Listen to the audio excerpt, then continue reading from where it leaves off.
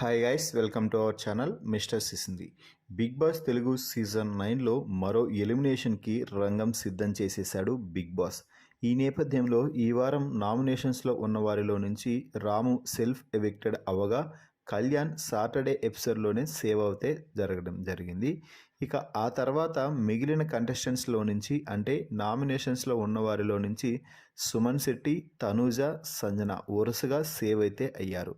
ఇక ఈ సమయంలోనే నామినేషన్స్లో భరణి అలాగే సాయి శ్రీనివాస్ మాత్రమే మిగిలారు. వీరిద్దరూ నామినేషన్స్లో ఉన్న సమయంలో నాగార్జున హౌస్మేట్స్తో మాట్లాడుతూ ఇక వీరిద్దరిలో ఒకరు ఇప్పుడు ఎలిమినేట్ అవ్వబోతున్నారు, మరొకరు సేవ్ అయ్యి మళ్ళీ ఇంట్లోకి వస్తారు, కాబట్టి అందరికీ గుడ్ బై చెప్పేసి యాక్టివిటీ ఏరియాలోకి రండి అంటూ చెప్పడం అయితే జరిగింది. మిగిలిన వారందరూ కూడా సోఫాలోనే కూర్చోవాలి అంటూ చెప్పారు.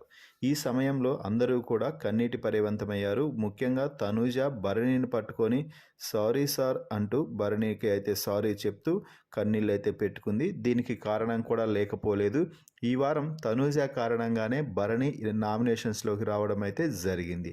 ఇక అయితే తనూజను ఓదార్చిన భరణి, నాకేం కాదు, నువ్వు ధైర్యంగా గేమ్ ఆడు, ఎక్కడా కూడా ఎమోషనల్గా వీక్ అవ్వకు, కన్నీళ్లు పెట్టుకోకు, నేను వచ్చినా రాకపోయినా కూడా నువ్వు మాత్రం ఖచ్చితంగా ఈ సీజన్ విన్నర్గానే బయటికి రావాలి, ఎప్పుడు ఇక ఏడవద్దు అంటూ తనూజకి మంచిగా ధైర్యం చెప్పి యాక్టివిటీ ఏరియాలోకి వెళ్ళడం అయితే జరిగింది భరణి సాయి శ్రీనివాస్.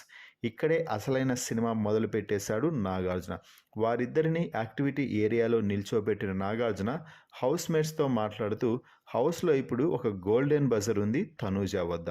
తనూజ ఆ గోల్డెన్ బజర్ వాడి ఒకరిని డైరెక్ట్గా సేవ్ చేసే అధికారం ఉంటుంది.